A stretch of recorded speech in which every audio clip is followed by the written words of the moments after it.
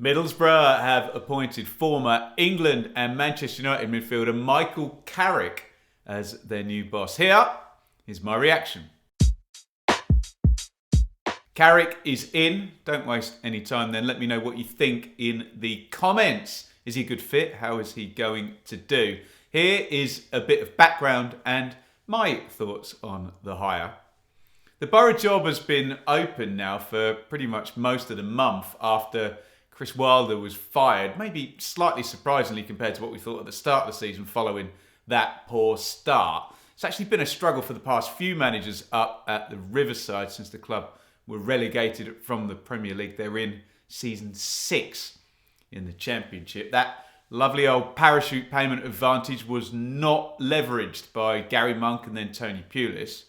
Jonathan Woodgate took the first non-parachute season where Boro changed direction slightly, but he had to be bailed out by Neil Warnock at the end of that season, who was then replaced by Wilder, and here we are.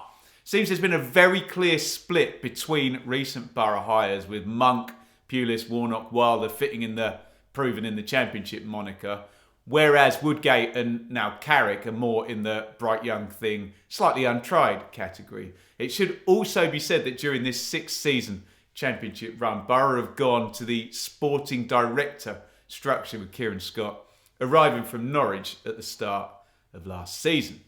We'll move right on to Carrick. First, I would be so grateful if you wouldn't mind hitting the thumbs up button and supporting the channel.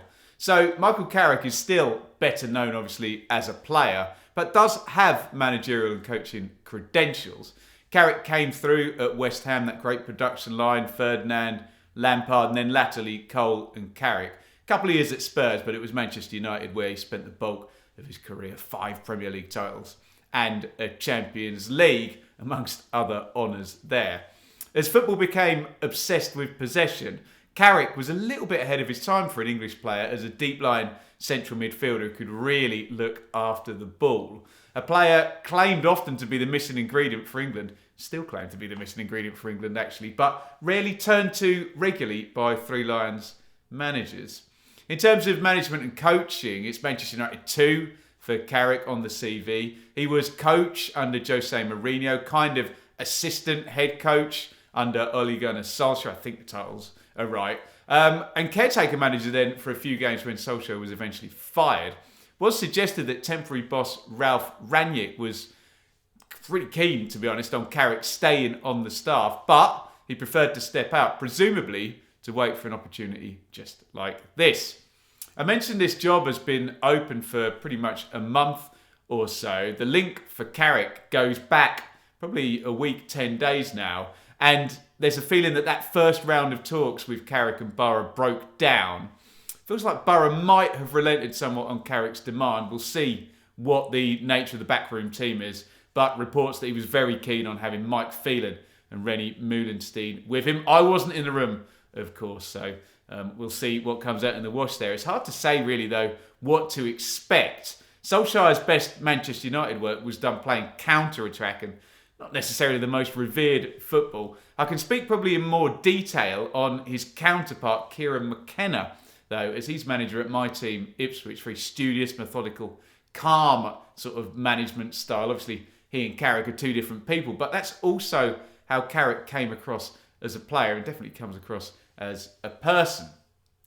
Quick plug, join our clan here on YouTube, 25,000 in the tribe, ring the bell and hit subscribe. In terms of Boro, look, I like a lot of their personnel. It feels the squad's natural position would be certainly further up the table than they currently are right now. It is, as you'd imagine, built for Chris Wilder, so for a 3 at the back system.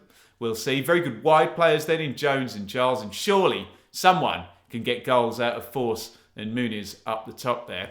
Probably lacking a bit of a central midfield edge, maybe a bit of mobility in there, but Michael Carrick, of all people, should know a thing or two about that particular area of the pitch.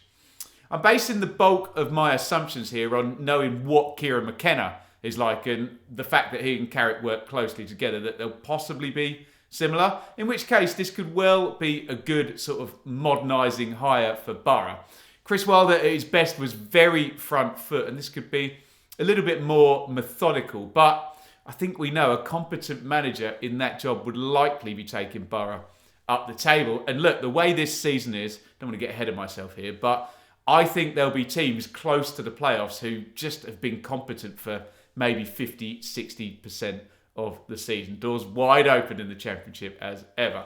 Get your thoughts in via the comments on Carrick. How do you think he'll do? And if you want the rest of the story, the first part, then why not click up here to see my thoughts on Chris Wilder's departure back at the start of October.